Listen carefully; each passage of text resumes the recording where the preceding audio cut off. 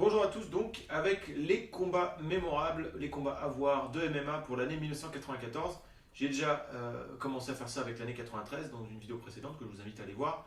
Et donc à 94, je vais vous proposer 4 combats. C'est-à-dire que 94, c'est la première année complète de MMA à proprement parler. Bon, après, encore une fois, mais j'en ai parlé dans une vidéo, c'est discutable de dire que ça commence en 93. Et donc 94, c'est la première année complète, puisque ça a commencé fin 93 en fait. Donc on est encore dans ce truc un peu naïf où les combats sont souvent, déjà il n'y a pas énormément de combats dans une année, et puis les combats c'est souvent direct la résolution, c'est-à-dire que deux personnes arrivent avec un art martial et puis il y en a un des deux qui prend le dessus, tac, terminé. Il y a peu de combats où il y a des rebondissements, où c'est compétitif, où il y a une espèce de tension qui se crée, etc. Comment un tel va résoudre tel problème que l'autre pose, enfin bref. On n'a pas encore trop ça, donc c'est vrai qu'il n'y a pas beaucoup de combats super excitants ni rien. Je vais quand même vous proposer 4 combats qui sont, à mon sens, mémorables, qui sont intéressants à retourner voir aujourd'hui, en 2019, malgré que ça ait lieu il y a quand même maintenant 25 ans. Donc, bon. Je vais commencer donc avec un combat qui oppose Rickson Gracie à Dave Levicki. Ça se passe au show Vale Tudo Japan numéro 1 au Japon, donc, le 29 juillet. Alors ce show-là n'est pas un show organisé par une des grosses promotions de l'époque, UFC, Shooto, Pancras, etc.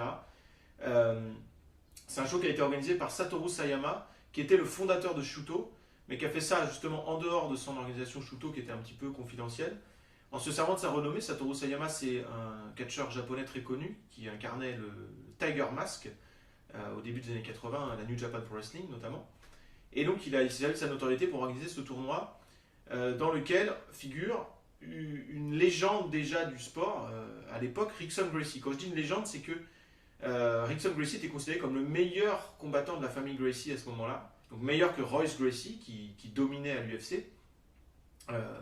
Et il avait déjà quelques combats dont on n'a pas d'image, donc on va les prendre avec des pincettes, mais quelques combats de MMA, quelques victoires.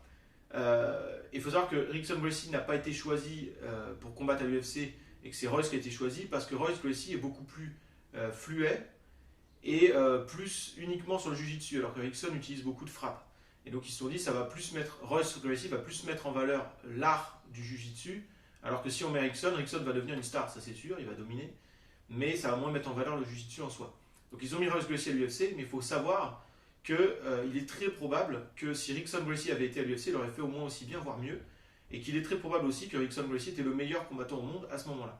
Et c'est pour ça que je voulais vous proposer un combat avec lui.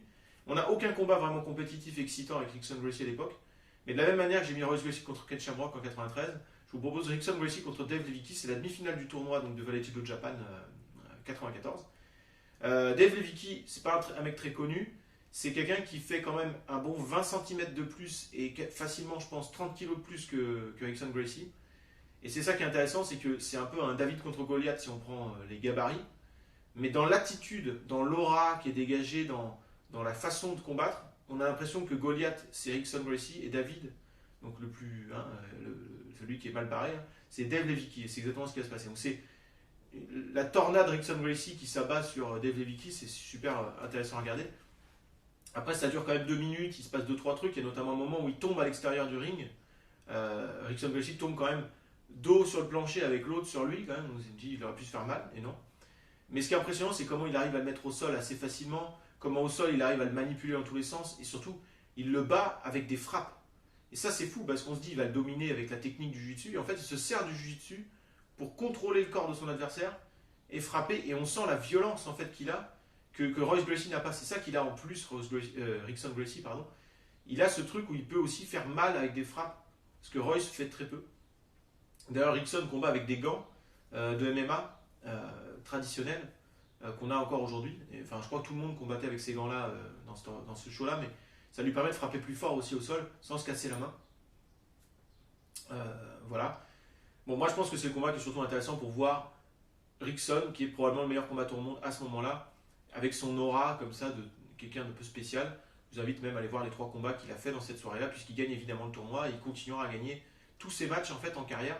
Le vrai problème avec Rickson Gracie, c'est qu'on est toujours dans l'ordre de la croyance et pas des faits. C'est-à-dire qu'on croit que c'est le meilleur, on se dit c'est sûrement le meilleur, etc.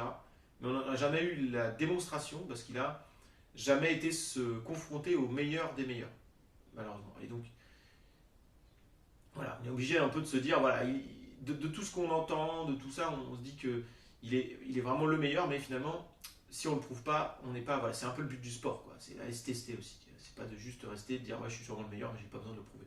Bon. Et c'est un peu le problème de la famille Gracie en général, mais spécifiquement, je trouve, de Rickson Gracie, par exemple. Et ça, j'en reparlerai quand je parlerai de Sakuraba et de la famille Gracie plus tard. Il n'y a jamais eu de combat entre Rickson Gracie et Sakuraba. Bref. Je passe à un deuxième combat qui est, alors là, pour le coup, beaucoup plus intéressant. C'est vraiment un combat qui est resté dans l'histoire comme un des meilleurs combats de l'histoire de l'UFC. Alors, un des meilleurs, un des 100 meilleurs, et avec la quantité de combats qu'il y a eu depuis toutes ces années, c'est déjà pas mal. C'est un combat de l'UFC numéro 3 qui oppose Royce Gracie à Kimo Leopoldo. Donc ça se passe à l'UFC 3 donc en septembre. Royce Gracie a déjà gagné l'UFC 1 et l'UFC 2, c'était des tournois en 3 manches, hein, donc quart de finale, demi-finale, finale. Il a gagné donc ses 6 combats à ce stade, Royce Gracie, avec des soumissions systématiquement.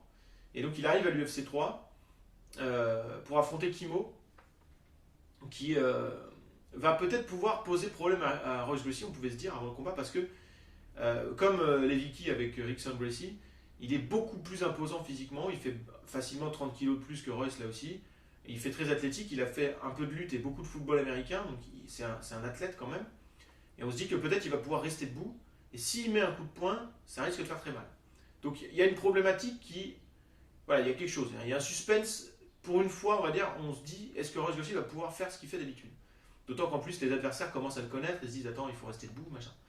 Et c'est effectivement ce qui va se passer, c'est ça qui rend le combat intéressant, c'est que Royce Gracie va avoir énormément de mal à utiliser sa technique sur un combattant qui peut pallier son manque de technique par sa puissance et ses capacités athlétiques.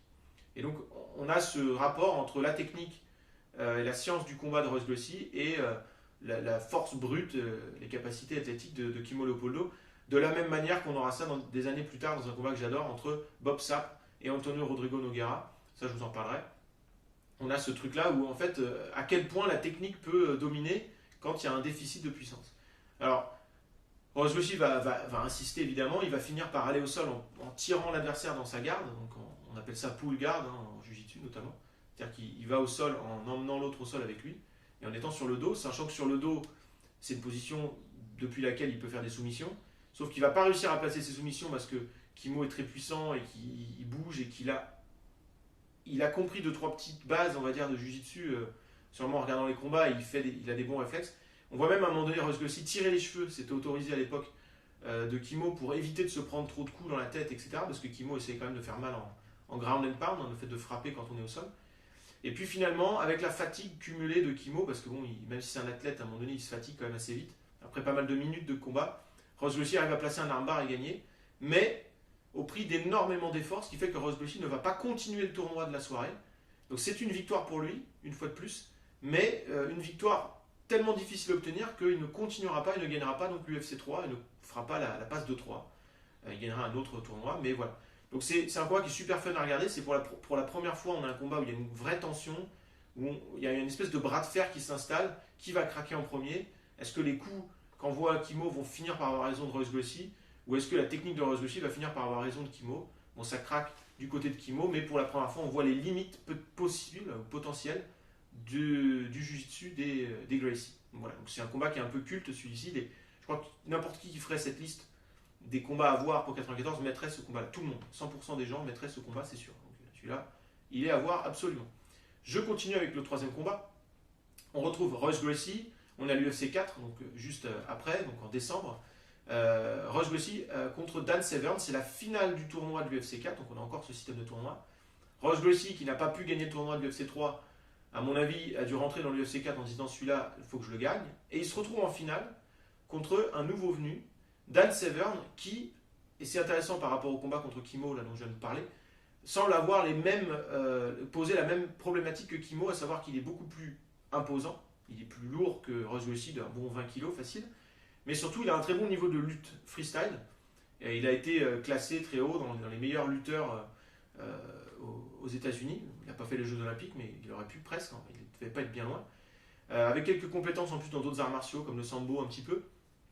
Et avec cette plus-value de puissance, on peut se dire qu'il va pouvoir rester debout et contrôler le match un petit peu, comme l'avait fait Kimo dans une certaine mesure, et peut-être gagner contre Royce Gracie. Donc on pouvait penser en finale de tournoi là que pour la première fois peut-être on va voir Royce Gracie perdre. D'autant que Royce Gracie arrive dans cette finale plus fatigué que Severn.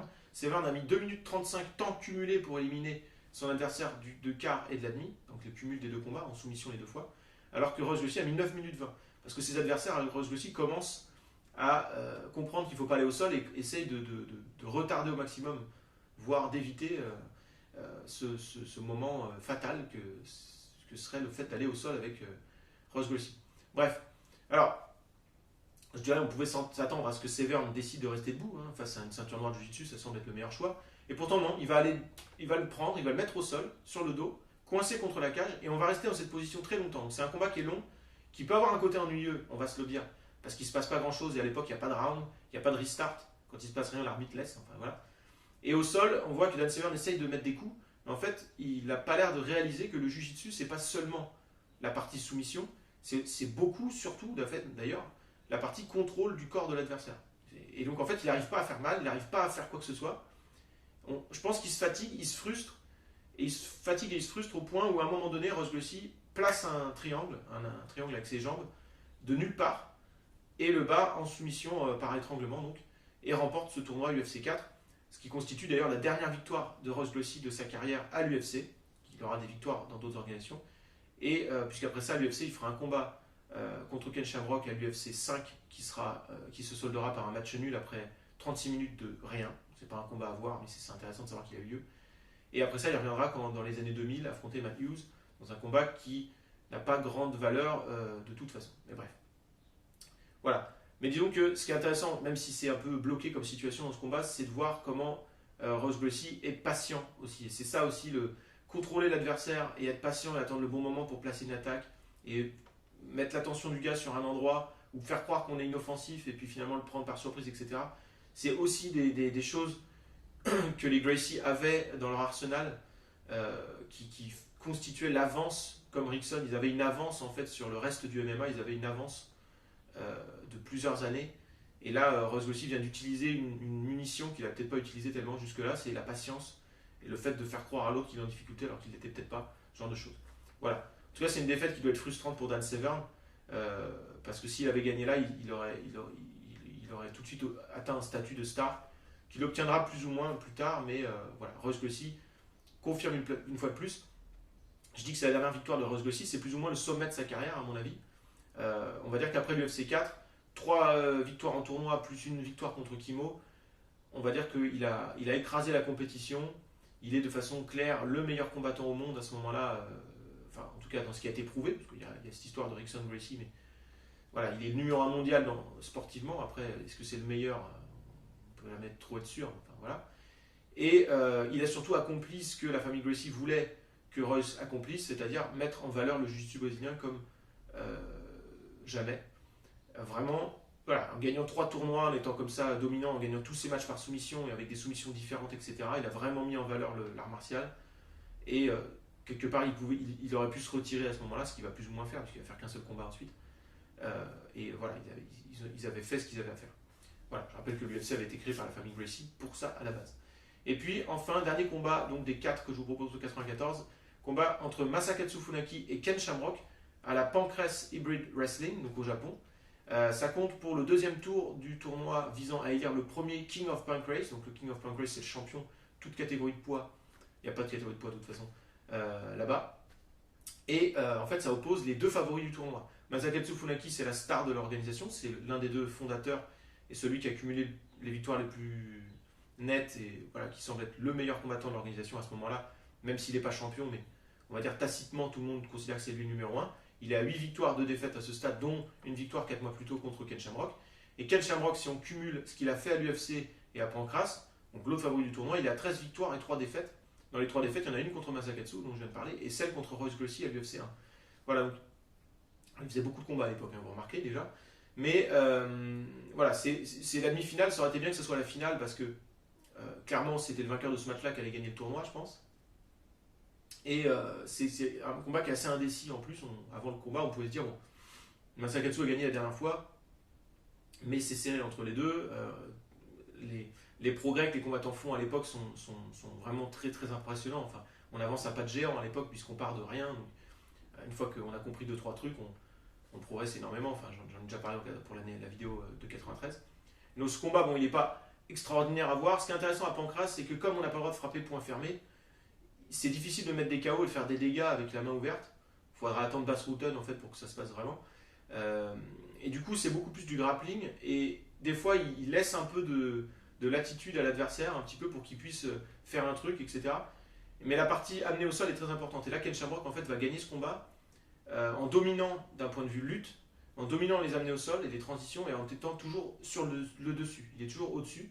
Et une fois qu'il est au-dessus, il tente des soumissions. La plupart du temps, Masakatsu a la réponse, ou alors attrape la corde et on fait casser la prise et on repart debout, etc. Sachant qu'on a le droit de faire ça qu'un certain nombre de fois, on perd des points en fait quand on attrape la corde. Et au bout d'un moment, donc, il finit par être pris dans un arm triangle et Ken Shamrock gagne le match par soumission et devient le numéro 1 de la Pancras Wrestling par ce match, mais il va gagner la finale ensuite, et devient l'un des tout meilleurs au monde suite à ce match. Et c'est pour ça que le combat contre Ross Gracie, qui finalement accouchera un peu d'un match extrêmement chiant, mais était intéressant parce que c'était le numéro 1 de la Pancras Wrestling contre le numéro 1 de l'UFC. On avait un peu le combat qui allait élire le numéro 1 mondial. Et puis finalement, ça fait match nul. C'est un peu dommage. Mais voilà. Là, c'est un combat qui est déjà intéressant à voir par rapport aux deux noms qui c'est, mais c'est intéressant aussi à voir par rapport à ce que ça a répercuté dans l'histoire, où ça a mis Ken Shamrock comme un des tout meilleurs en parallèle de Ross Gracie, dont j'ai beaucoup parlé ici. Voilà. Donc je m'arrête là pour 94. Ce sont 4 combats qui sont quand même plutôt sympas à voir, mais à partir de 95, la prochaine vidéo que je ferai, on aura vraiment des combats très très très intéressants et assez fascinants, etc. Beaucoup plus encore. Là, on est quand même dans la genèse et je dois reconnaître que on pourrait trouver que certains combats n'ont pas trop leur place ici, mais j'avais envie quand même d'en mettre quelques-uns histoire de donner une image un petit peu fidèle de ce qu'était le MMA en 94. Si vous avez d'autres idées, s'il y a d'autres combats que j'aurais pu mettre que vous trouvez pertinents, n'hésitez pas à les proposer. N'hésitez pas à commenter, poser des questions. J'y répondrai en dessous. Et puis je vous dis à la prochaine avec 95. Bye.